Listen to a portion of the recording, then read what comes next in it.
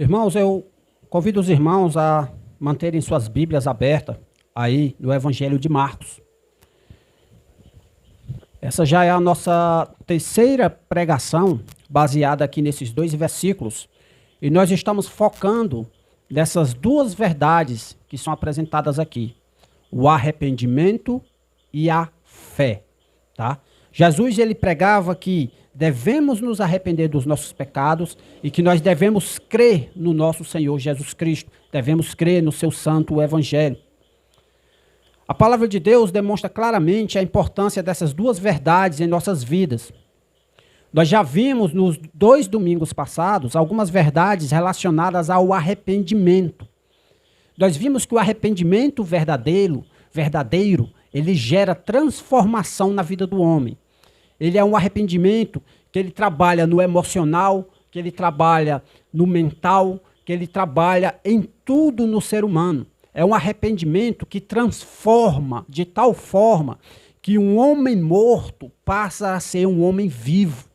É um arrependimento que transforma de tal forma que as pessoas que estavam caminhando em passos largos para o inferno, agora estão caminhando felizes para o céu, para a presença de Deus.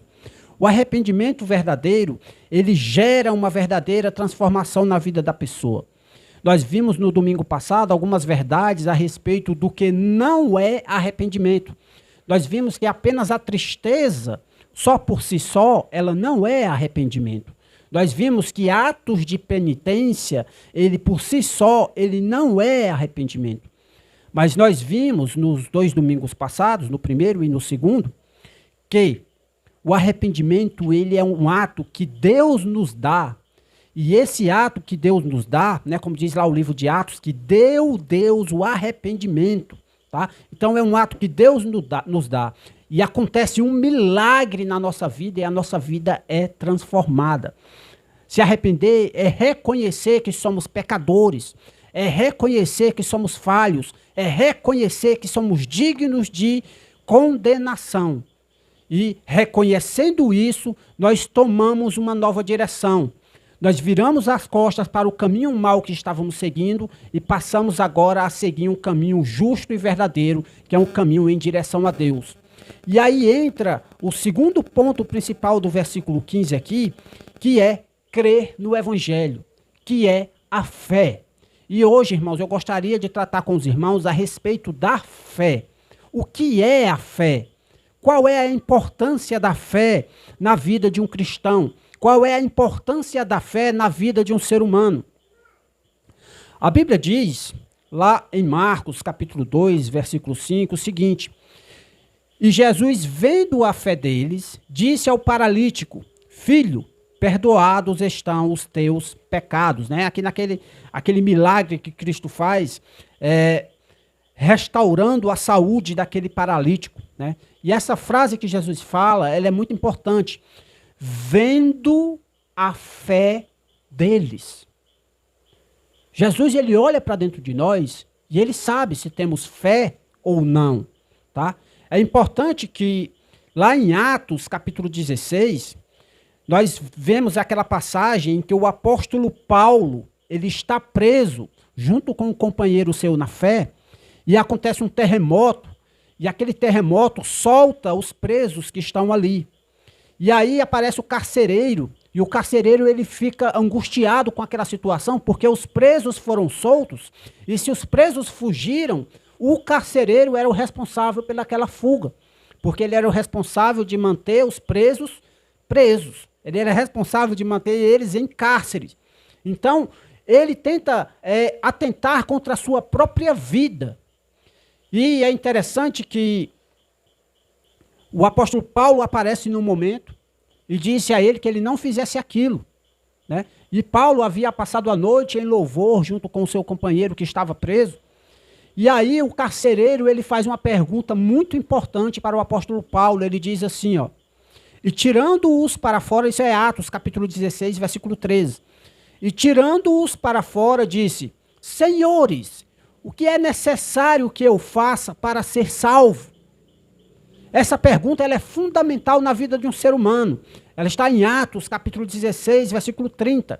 Senhores, o que é necessário que eu faça para ser salvo? Essa é a pergunta do carcereiro para o apóstolo Paulo.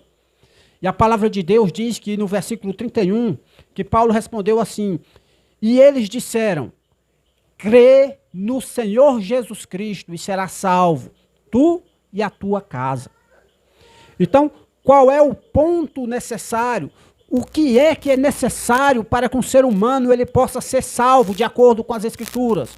O que é necessário é fé. Crês e será salvo. Isso é importante, meus irmãos. Lá em Efésios, capítulo 2, versículo 8 ao 9, vai dizer que porque pela graça sois salvos por meio da fé. E isto não vem de vós, é dom de Deus, não vem das obras para que ninguém se glorie. Em Hebreus capítulo 11, versículo 6, nós temos um texto que muita gente conhece, até decorado, que diz assim: ora, sem fé é impossível agradar-lhe, porque é necessário que aquele que se aproxima de Deus creia que ele existe e que é galardoador dos que o buscam. A fé, ela é fundamental. A fé, ela é essencial para aqueles que desejam ser salvos. Irmãos, não existe salvação sem fé.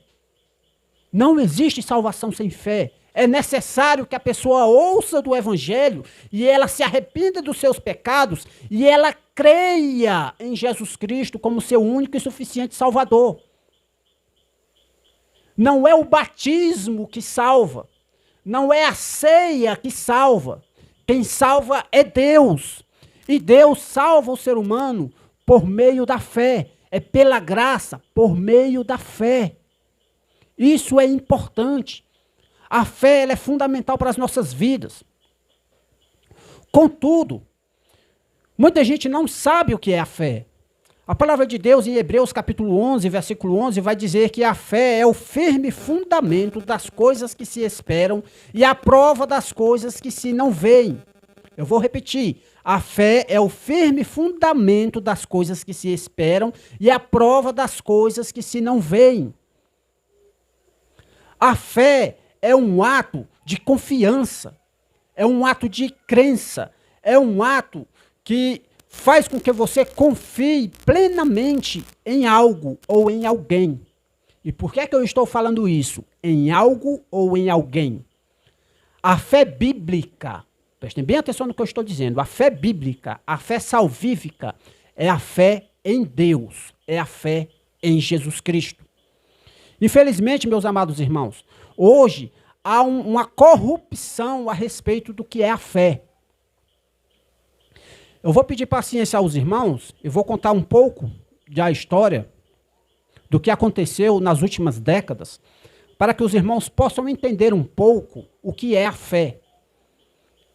Gente, hoje em dia, a maioria dos evangélicos, e quando eu falo a maioria, é a maioria mesmo. Talvez muitos dos que estão aqui presentes pensem assim.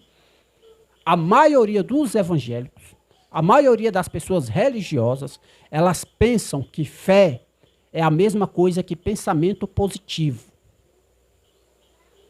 Gente, esse entendimento tem levado milhões para o inferno, porque a fé bíblica é uma confiança em Deus. É muito diferente do que a gente chama de pensamento positivo.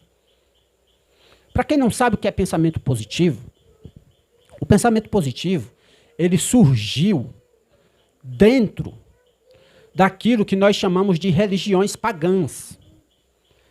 Para falar de forma bem direta, dentro da feitiçaria, dentro da bruxaria, dentro da macumba, tá? Foi lá que surgiu essa ideia de pensamento positivo. E como é que essa ideia de pensamento positivo chegou dentro da igreja? Primeiro, vamos entender o que é esse pensamento positivo. As pessoas falam, vocês já ouviram isso, olha, se você for confiante, as coisas vão dar certo. Se você pensar de forma positiva e não de forma negativa, as coisas acontecerão positivamente.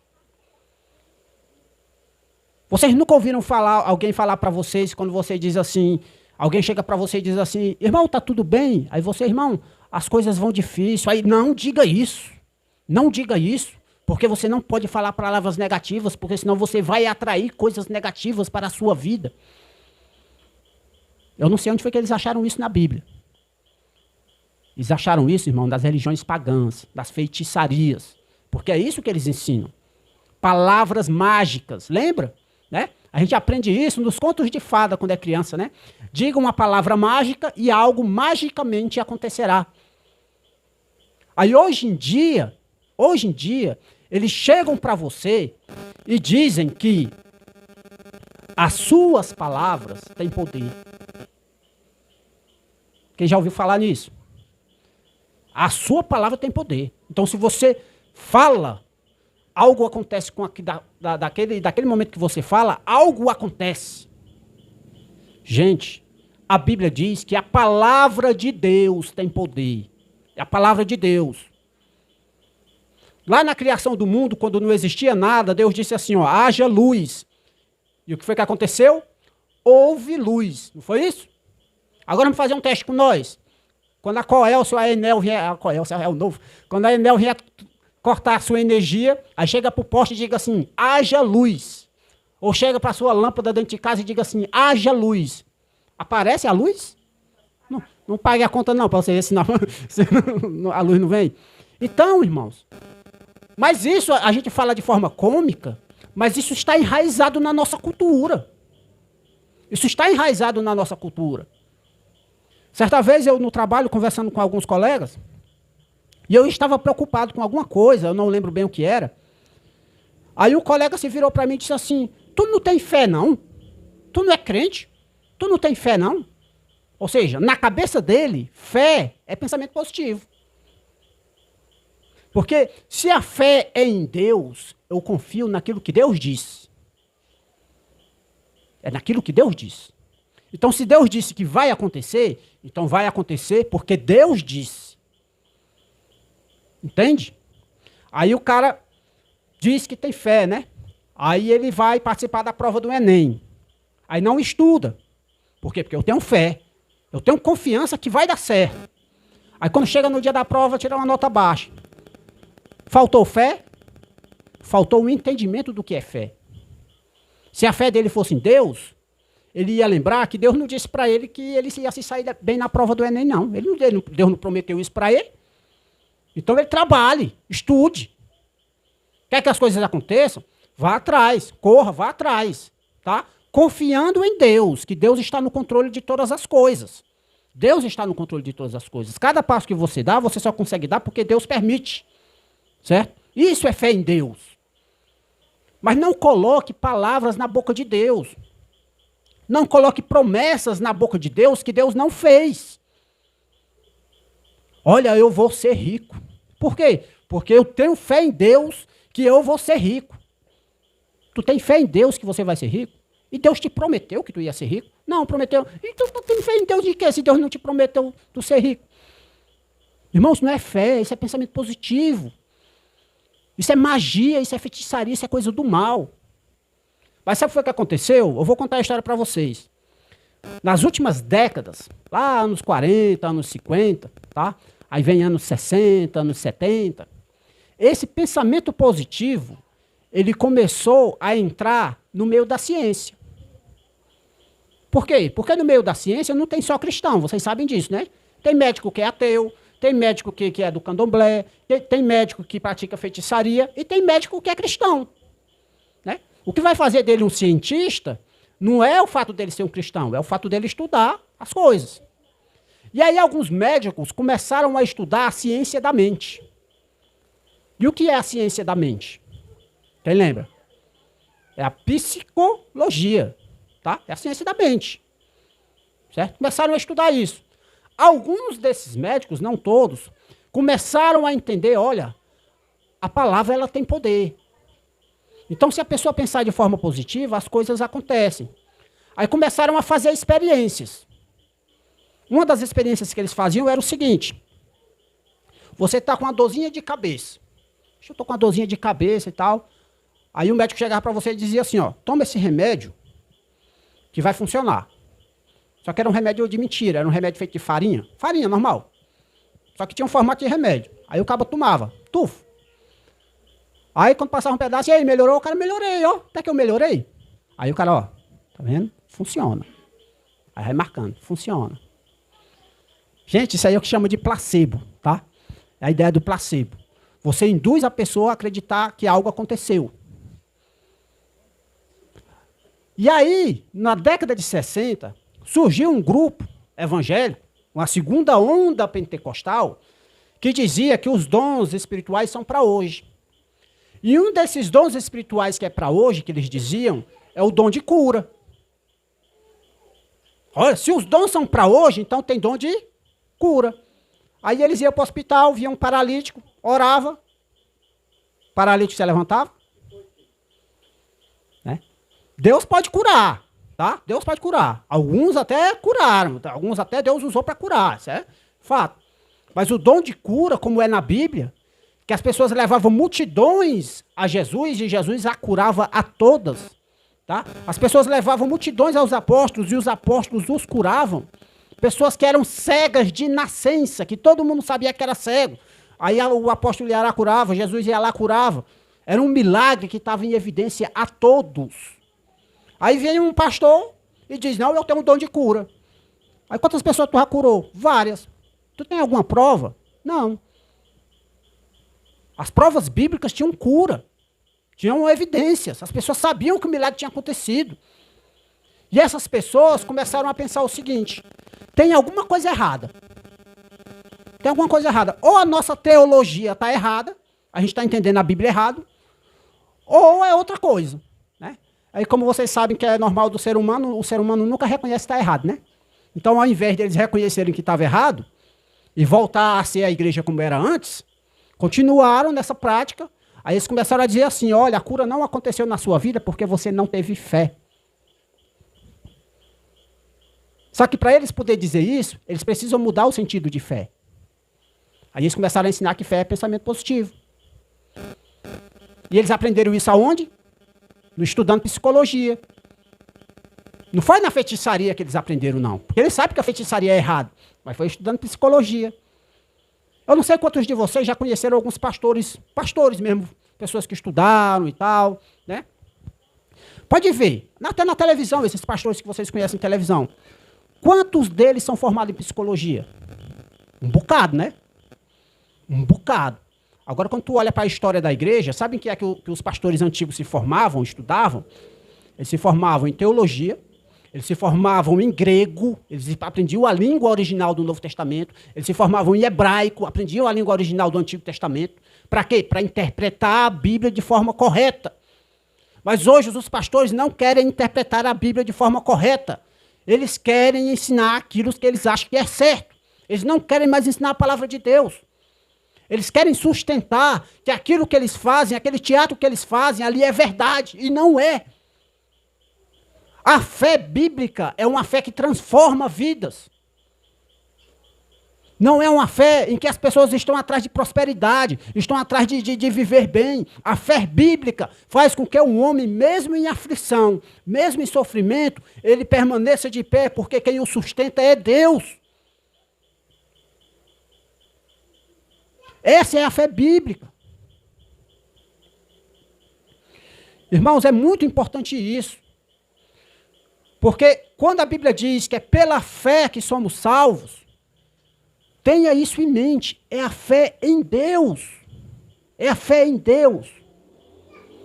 Existe um Deus verdadeiro que se faz presente em nossas vidas e nós o conhecemos. Nós se relacionamos com Ele. Eu vou pedir para vocês abrirem as suas Bíblias, por favor, lá em 1 João. 1 João, por favor. 1 João, capítulo 1. Nós vamos ler aqui um texto muito interessante. 1 João, capítulo 1. Olha o que é que diz a palavra de Deus. É capítulo 1, versículo 1. Tá? Olha como é que João, ele começa escrevendo a sua carta. Olha só. Ele diz assim, ó. O que era desde o princípio, o que ouvimos, o que vimos com os nossos olhos, o que temos contemplado e as nossas mãos tocaram da palavra da vida. Porque a vida foi manifestada e nós a vimos e testificamos dela. E vos anunciamos a vida eterna que estava com o Pai e nos foi manifestada. O que vimos e ouvimos, isso vos anunciamos, para que também tenhais comunhão conosco. E a nossa comunhão é com o Pai e com o seu Filho Jesus Cristo. Essas coisas vos escrevemos para que o vosso gozo se cumpra. Eu não sei se vocês prestaram atenção no que foi que João disse aqui, ó. João, ele não está defendendo uma ideia. João, ele não está defendendo uma teoria. João está falando de algo que ele viveu. Ele ouviu, ele viu, ele tocou em Jesus Cristo. Ele não prega uma teoria, ele prega uma pessoa. Ele anuncia uma pessoa. Vocês que são evangelistas aqui presentes, que gostam de falar da palavra de Deus para as pessoas, tenham isso em mente. Você não está pregando uma religião, uma ideia, uma teoria. Evangelizar é você apresentar uma pessoa a Cristo. Cristo é uma pessoa. Quando ele veio, ele se fez homem que nem nós. Os apóstolos puderam tocar nele. Eles tocaram, como diz aí o texto, versículo 1. Tocaram da palavra da vida. Gente, isso significa que a fé cristã, ela não é uma fé cega. Não é uma fé cega. Não é uma fé a qual nós não temos evidências. A fé cristã, ela é uma fé que se sustenta na verdade. É uma fé que se sustenta em fatos. Não é apenas algo teórico. É só fazer uma comparação bem simples. Pega a sua Bíblia e a estude. Estude. Quando a Bíblia fala na palavra de Jerusalém, na palavra Jerusalém, você sabe que é uma cidade que fica lá em Israel. Vai lá no Google, onde é que fica Jerusalém. Você vai ver que é uma cidade que existe. Quando a palavra falar em César, no imperador César, tá? Vai lá, dá um Google. Quem foi esse cara na história? Você vai ver que foi um personagem que existiu.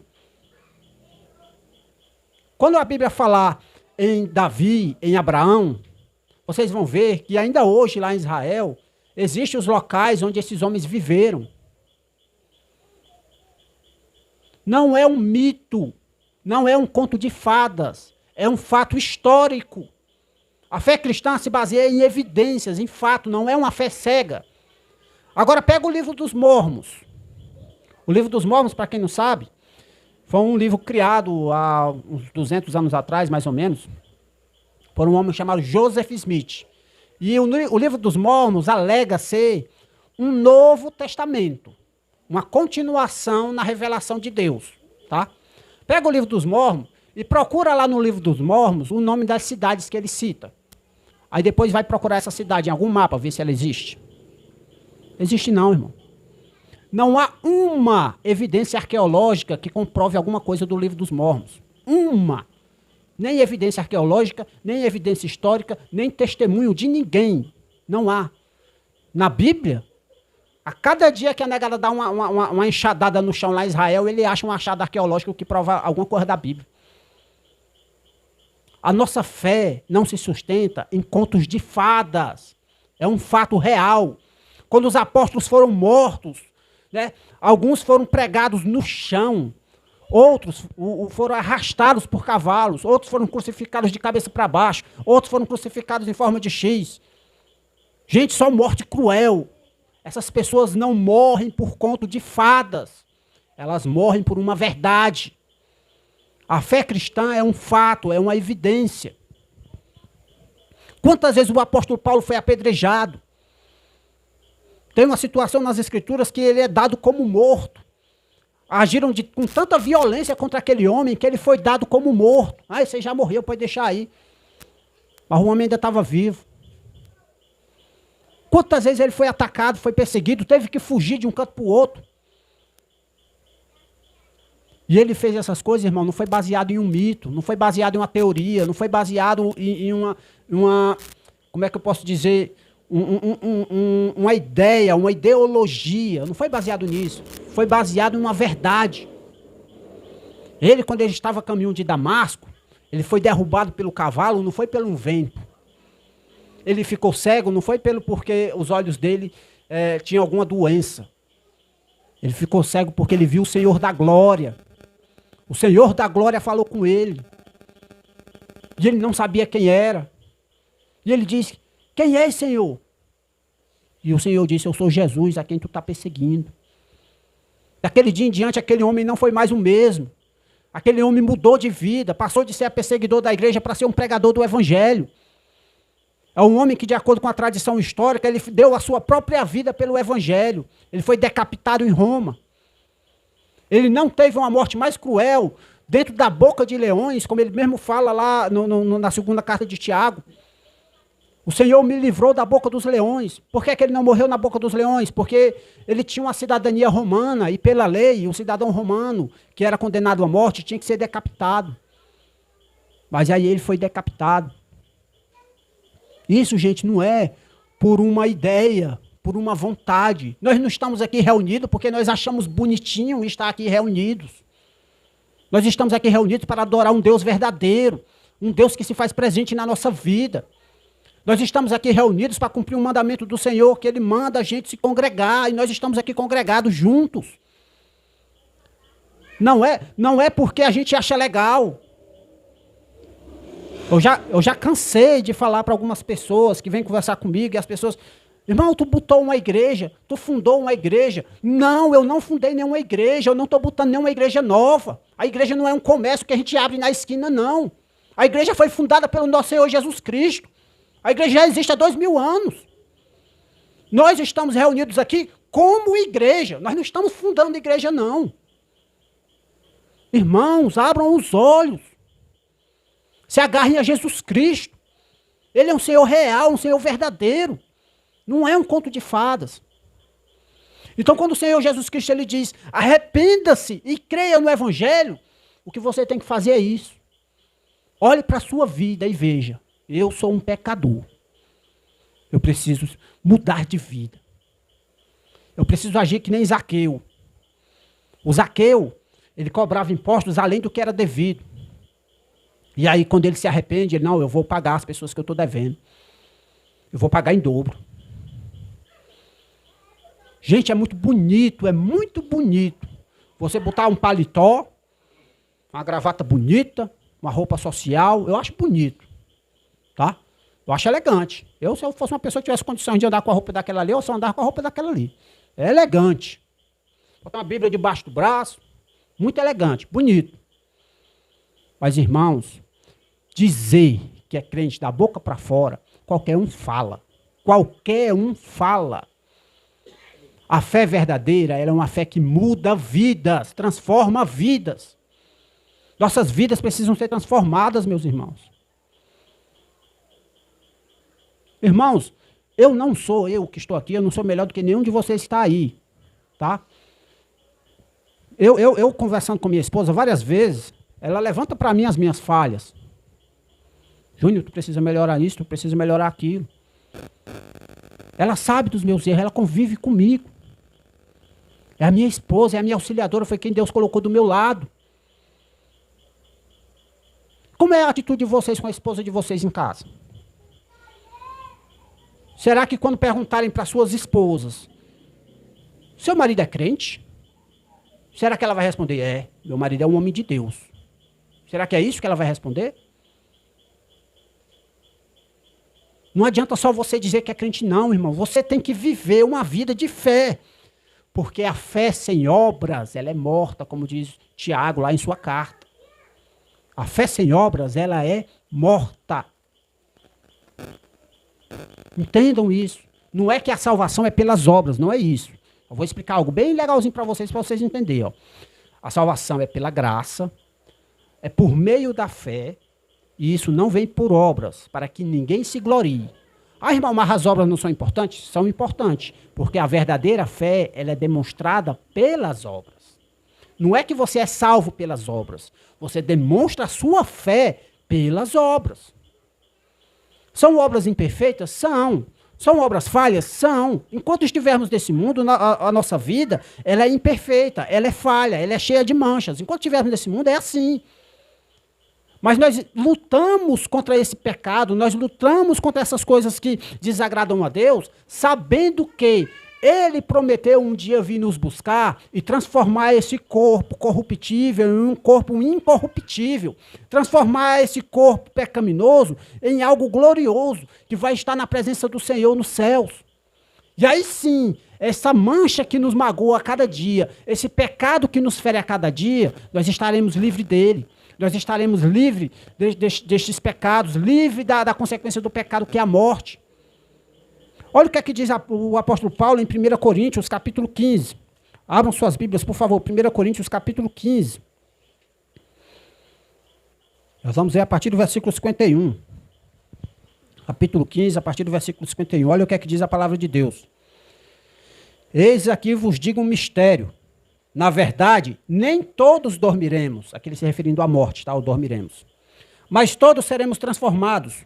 No momento, no abrir e fechar de olhos, ante a última trombeta, porque a trombeta soará, e os mortos ressuscitarão incorruptíveis, e nós seremos transformados. Porque convém que isto que é corruptível se revista da incorruptibilidade, e que isto que é imortal, que isto que é mortal se revista da imortalidade. E quando isto que é corruptível se revestir da incorruptibilidade, e isto que é mortal se revestir da imortalidade, então cumpre-se-á a palavra que está escrita: tragada foi a morte na vitória. Onde está, ó morte, o teu aguilhão? Onde está, ó inferno, a tua vitória? Ora, o aguilhão da morte é o pecado, e a força do pecado é a lei. Mas graças a Deus que nos dará vitória por nosso Senhor Jesus Cristo. Portanto, meus amados irmãos, sede firmes e constantes, sempre abundantes na obra do Senhor, sabendo que o vosso trabalho não é vão no Senhor. Essa é a promessa que Cristo tem para nós. Corpos transformados. A morte não nos atingirá mais.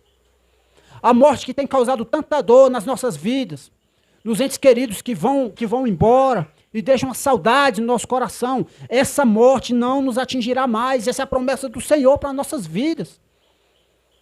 Então vivam as suas vidas confiantes nisso, confiantes que Deus, Ele está no controle de todas as coisas. Deus é o soberano sobre a sua vida. Confia nele e o obedeça.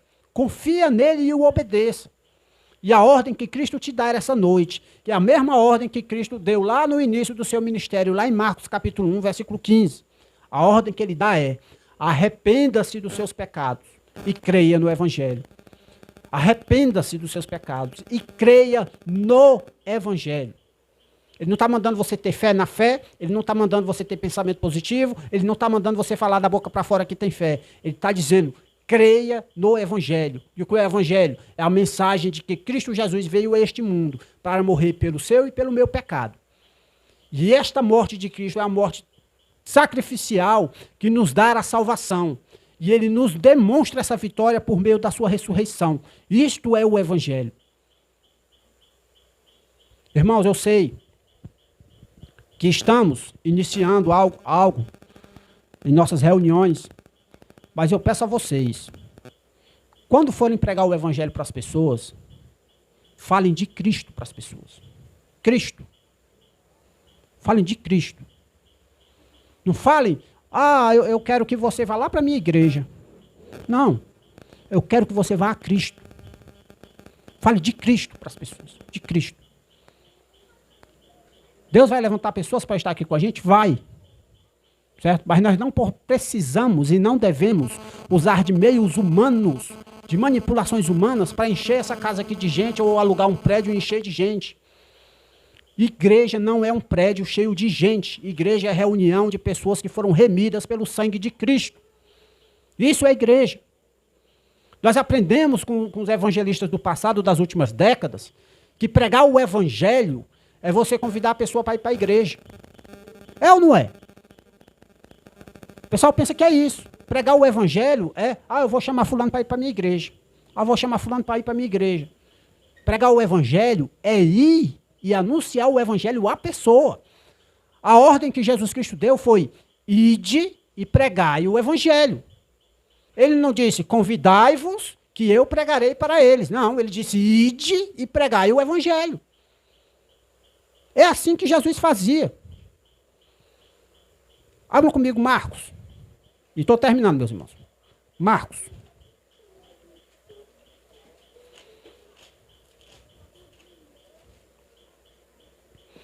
Capítulo 1, nós vamos ler a partir do versículo 35. Eu quero que os irmãos prestem atenção nisso daqui. Capítulo 1, a partir do versículo 35. Nós já vimos no versículo 15 que a mensagem que Jesus pregava era: arrependa-se e creia no Evangelho. Essa é a mensagem de Jesus, tá? Versículo 35 diz assim, ó. E levantando-se de manhã, muito cedo, fazendo ainda escuro, saiu e foi para um lugar deserto, e ali orava. Isso que ele fala de Jesus. E seguiram-no Simão e os que com ele estavam. E achando-o, lhe disseram: todos te buscam. Olha que maravilha. Acharam Jesus no deserto orando. Aí, Senhor, todos te buscam. Tem um bocado de gente aí te buscando, né?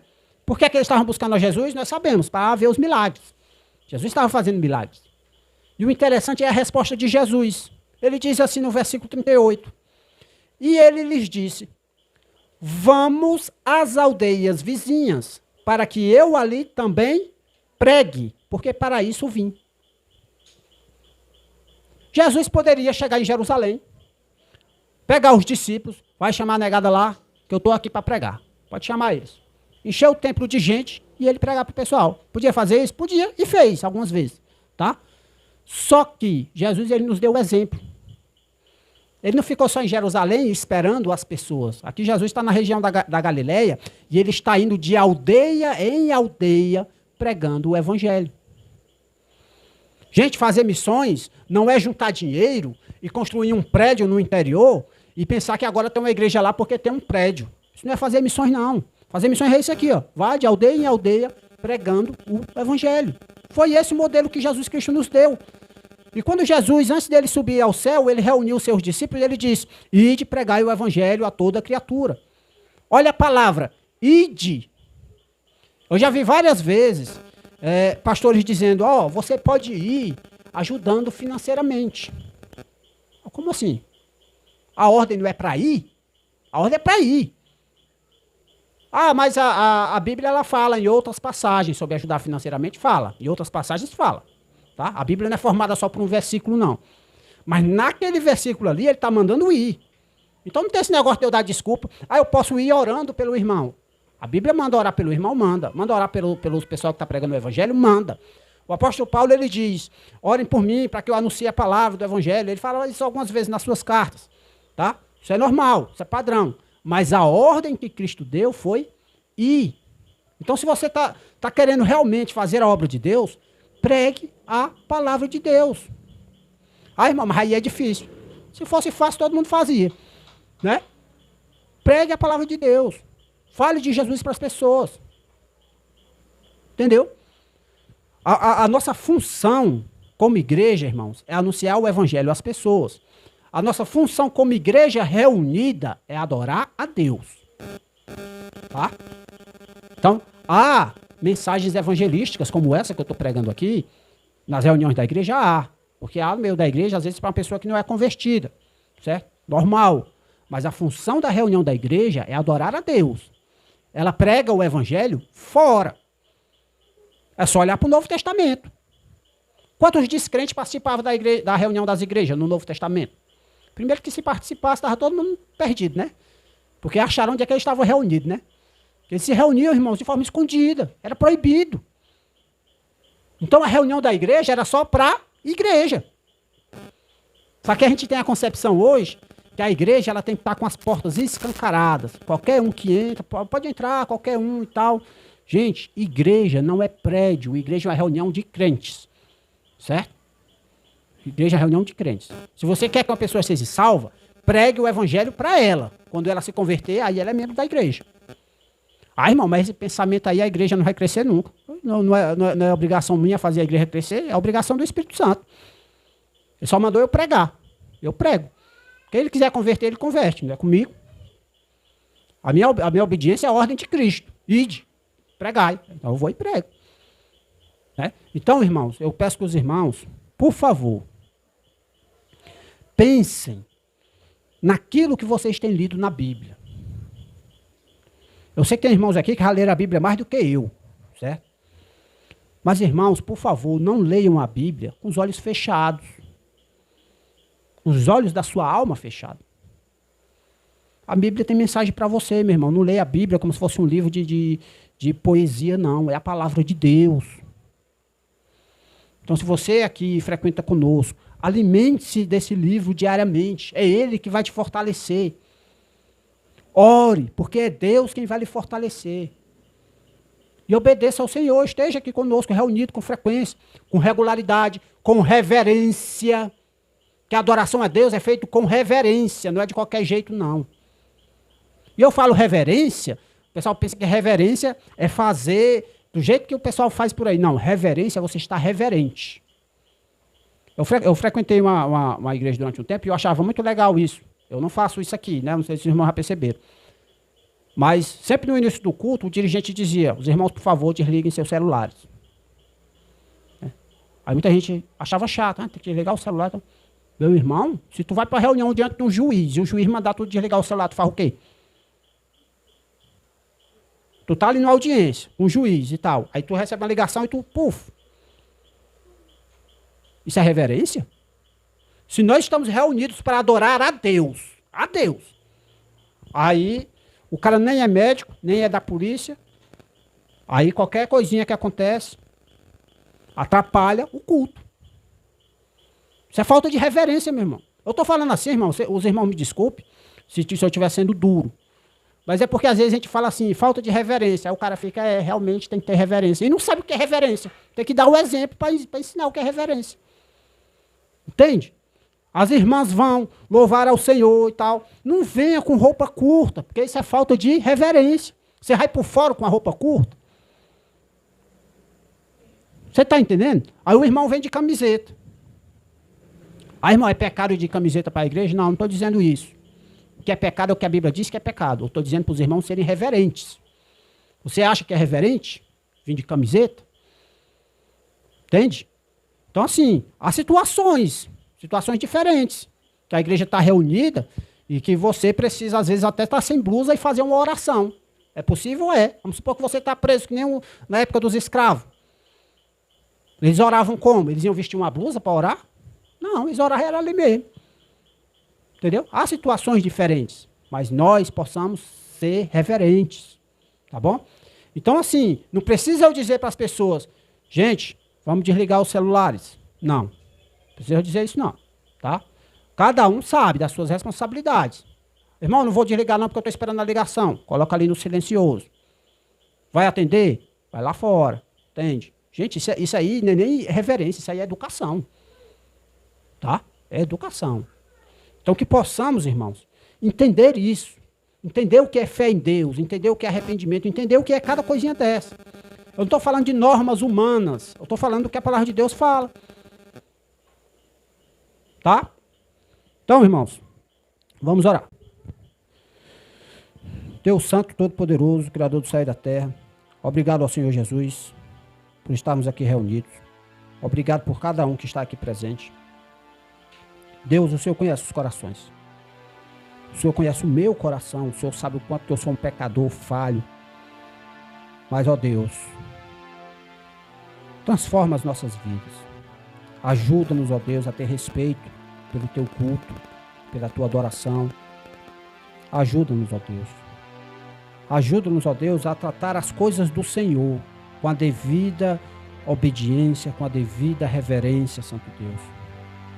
Ajuda-nos, ó Deus. Ó Deus, o Senhor sabe o quanto que eu sou falho.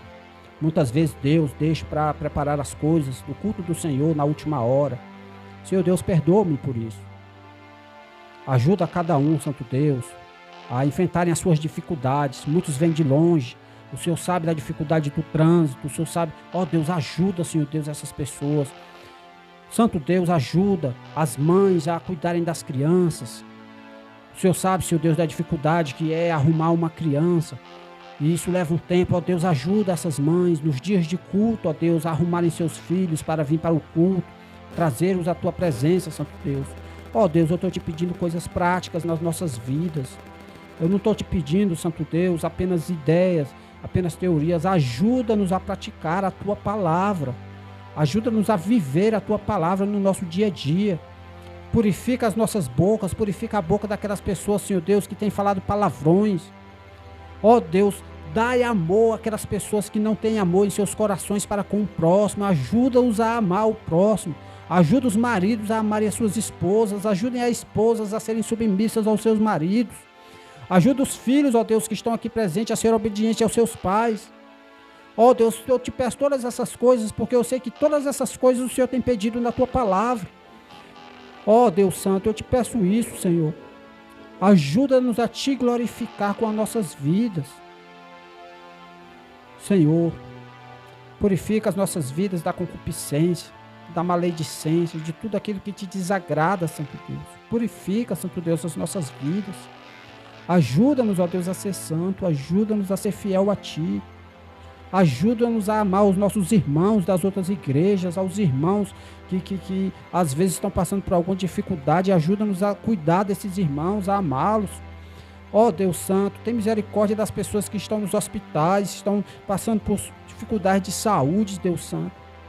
Consola aquelas pessoas. Ajuda-nos, ó Deus, a ter coragem, a ter força para estar com essas pessoas também, Santo Deus. Que não sejamos só pessoas de palavras, mas sejamos pessoas de ações. Que possamos agir conforme a Tua vontade em nossas vidas, Deus. Ó Deus Santo, eu te peço perdão por tudo que eu faço de errado, tudo que eu faço que te desagrada. Eu peço por cada um que está aqui presente, Senhor Deus, perdão pela vida deles também, Deus. Tem misericórdia, Deus. Cuida de nós, ajuda-nos a viver uma vida fiel a Ti. Alegra-nos, Santo Deus, na Tua presença, pois o Senhor é que nos dá alegria verdadeira, Pai. Ó Deus, ajuda cada um nas suas dificuldades no trabalho, nas suas dificuldades no dia a dia. Deus Santo, o Senhor sabe os estresses que cada um passa aqui no trabalho. Ó Deus, guarda eles, ó Pai. Não deixa-os cair na tentação do inimigo. Não deixa, Senhor Deus, que nenhuma das Tuas ovelhas se perca. Cuida de cada um, Santo Deus. Ó Deus, não deixa o inimigo agir dentro da nossa família, não. Não deixa o diabo adentrar dentro da nossa família, não. Guarda a nossa casa, guarda a nossa família. Não deixa, Senhor Deus, pessoas ímpias, Senhor Deus, serem usadas para tentar-nos, ó Deus, a pecar, para fazer com que tenhamos ódio, para fazer com que tenhamos coisas que te desagradam, Santo Deus. Não deixa, Pai. Não deixa, Senhor Deus. Protege cada um, guarda cada um, Senhor Deus. O nosso objetivo é te servir, o nosso objetivo é te adorar, o nosso objetivo é te glorificar. O nosso objetivo, Santo Deus, não é aparentar ser crente, o nosso objetivo é crer em Ti, viver verdadeiramente a fé verdadeira em Ti, Santo Deus. Então, Deus, age na nossa vida de forma presente. Nós precisamos do Teu poder, nós precisamos da Tua virtude, Santo Deus. Nós não precisamos, Senhor Deus, de fazer teatro aqui para as pessoas, de demonstrar coisas falsas para ninguém. Nós precisamos da Tua ação poderosa na nossa vida, Deus. Transforma, Senhor Deus. Ajuda aquelas pessoas que estão depressivas, Pai. Ajuda-os a vencer a tristeza, o sofrimento. Ajuda, Senhor Deus. Liberta, Senhor Deus. O Senhor tem poder para isso, Pai. Tira essas pessoas desse sofrimento depressivo, desse ato de tristeza, Senhor Deus, que muitas vezes tem levado as pessoas ao suicídio, a darem cabo das suas vidas. Pai, não deixa, Senhor Deus, guarda essas pessoas, Deus. Ó Deus, eu te peço também por cada criança, Senhor Deus, que está presente. Abençoe essas crianças, ajuda-nos, ó Deus, a educá-las conforme a Tua vontade para as nossas vidas. Deus Santo, obrigado, Pai, por tudo que o Senhor tem feito em nossas vidas. Perdoa-me, Santo Deus, perdoa-me. Perdoa, Senhor Deus, as falhas da nossa casa, da nossa família. Perdoa-nos, ó Deus. Guarda, Senhor Deus, a nossa casa. Guarda a casa de cada um que está aqui presente. Cada família, Senhor Deus. Protege cada um. Alguns vivem em locais mais perigosos, outros vivem em locais mais tranquilos, mas guarda cada um, Santo Deus. Guarda cada um nos seus caminhos, nas suas idas e vindas ao trabalho, nas suas idas e vindas para a escola, nos seus lazeres, nas suas coisas que fazem no dia a dia. Guarda cada um, Santo Deus. Ó Deus, que cada pessoa que está aqui presente, Senhor Deus, possa ser luz em suas casas, Pai. Que a Tua luz possa brilhar nessas pessoas de tal forma que venha impactar a vida das pessoas que convivem com elas, Santo Deus. Para que elas possam se render também a Ti, para que elas possam também se arrepender dos seus pecados e crer única e exclusivamente no Senhor, Senhor Jesus Cristo. Ó Deus, obrigado por tudo, Pai. Em Tuas mãos entregamos este culto, ó Deus. Recebe como aromas suaves em Tua narina, Deus. Em nome do Senhor Jesus. Amém.